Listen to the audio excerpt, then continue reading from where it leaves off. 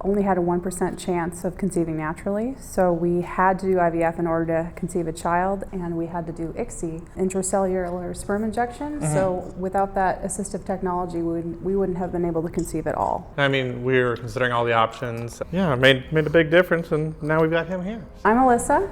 And I'm Adam. And this is little Morgan.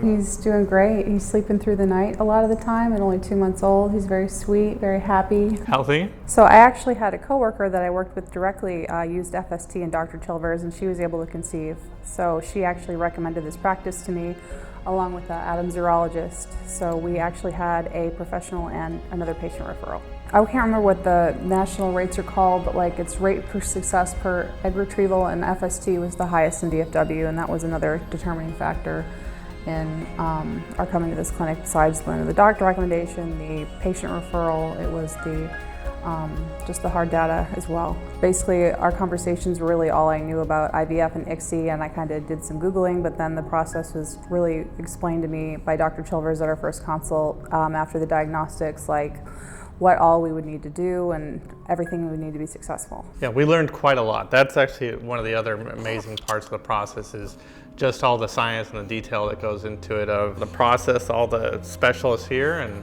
everything it took to make it happen. So, no, we were pretty cold going into it, I'd say. Yeah. The day of the egg retrieval, they were like, okay, we got 9 mature eggs and 8 of them fertilized. I was like, okay, awesome. And then day 3, they're like, 8 are still growing, and then lots of little updates. Yeah, the little updates, and then day 5, like, you have 8 embryos. Every time I got that phone call, I was like, oh my gosh. Yeah. The phone went off, and I was like, ooh. It's another step. I think we just had them pick it out, yeah. Whatever's the highest grade or whatever, right? Yeah, the first one that failed was like an ABB, and then the second one, him, was a BBB, and he's the one who made it, so. So, goes to show also not to get caught up on those grades. When we got that little onesie, when we knew we were going from a fertility clinic to an OBGYN when the pregnancy was viable, that was probably the best day of my life before he was born. It was pretty great. I would say that I was treated like a patient, not like a number. The whole team knew me by my name. They would always ask me how I was doing when that first transfer failed, as well as Dr. Chilvers. Staff was always really nice, and obviously we were successful with our first egg retrieval, and that's not something that always happens, especially with our chances and our percentages. We also found out that the more people we talk to, the more common this is an issue, the more people that have some type of setback here and there. You were a pincushion for months. You got daily shots for 2 or 3 Filled months. up like 2 big buckets of Sharps containers. And that was a lot of work, and you were a trooper dealing with it. Having someone who would go through all that and who was that determined, I feel like we couldn't be more committed to this little guy. So my part was easy, right? I've got the secret ingredient and the support, and other than that, yeah.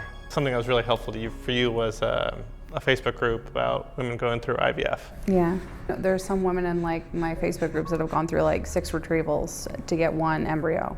We got very lucky on the first egg retrieval. We got 8 embryos, 2 PGT normal, 1 mosaic, and so far we've had 1 baby. Yes. Kind of think everybody should have this level of care. It's having a high success rate, having knowledge and the support, patience, and the getting educated about this. You would want everybody to have this option if they're really a determined couple to have a baby or someone on their own.